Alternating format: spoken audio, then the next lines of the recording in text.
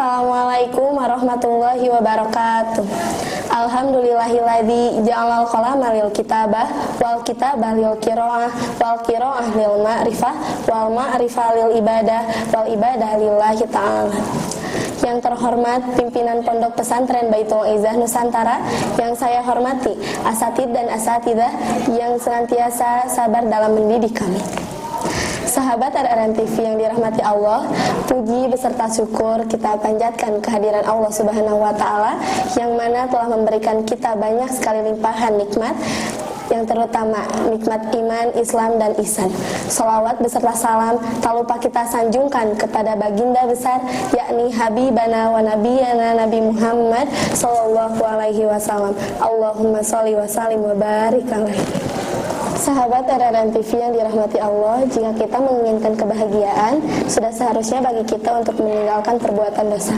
Dan jika kita ingin bahagia, maka syaratnya adalah kita menjauhi perbuatan dosa.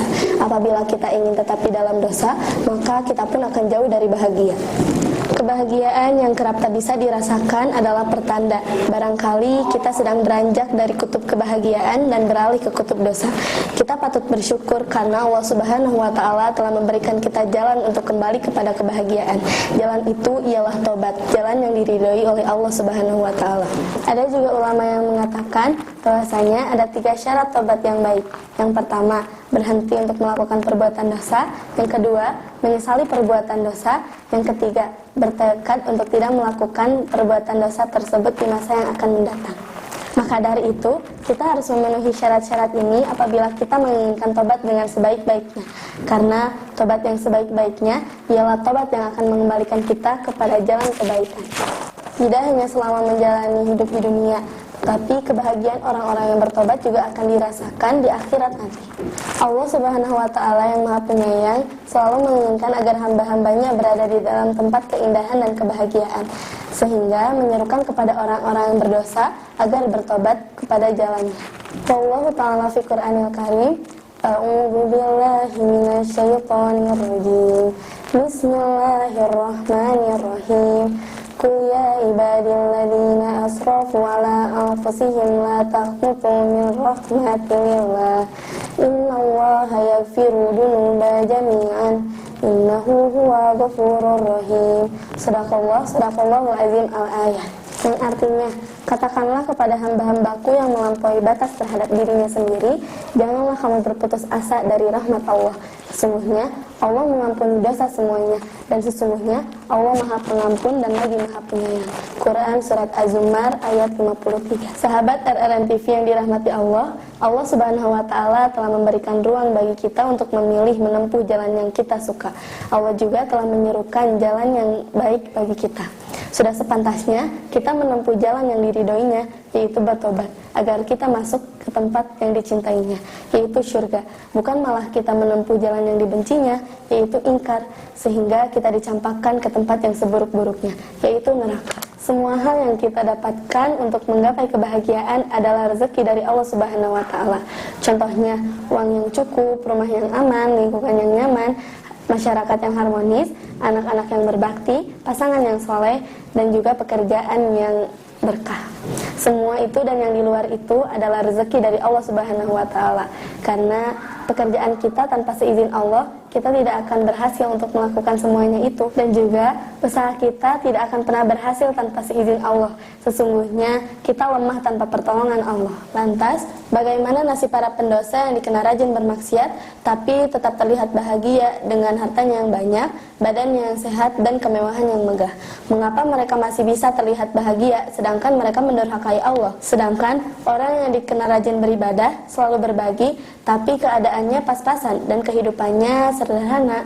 Nah, ternyata ini jawabannya. Jangan sampai kita cemburu atas nikmat yang telah dirasakan oleh para pendosa. Sesungguhnya itu adalah awal dari kehancuran dari hidup mereka. Sahabat RRN TV, di akhirat nanti setelah Allah memberikan balasan atas perbuatan manusia di dunia, kita akan mengetahui siapa yang beruntung dan siapa yang akan celaka. Karena mereka para pendosa tidak akan merasakan kesenangan di akhirat, dan mereka akan ditempatkan di tempat yang seburuk-buruknya, yaitu neraka.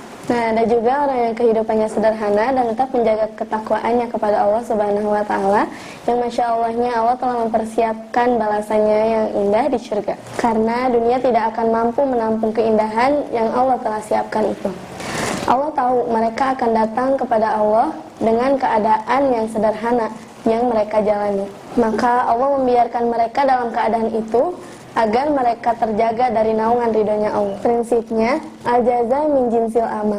Balasan itu disesuaikan dengan amal. Tidak ada pelaku keburukan yang diuntungkan dengan surga, dan juga tidak ada pelaku kebaikan yang dirugikan dengan neraka, karena Allah itu maha adil. Setelah bertobat, yang harus kita lakukan adalah bersemangat dan melakukan kebaikan, agar pahala kebaikan kita lebih banyak daripada dosa yang telah kita lakukan.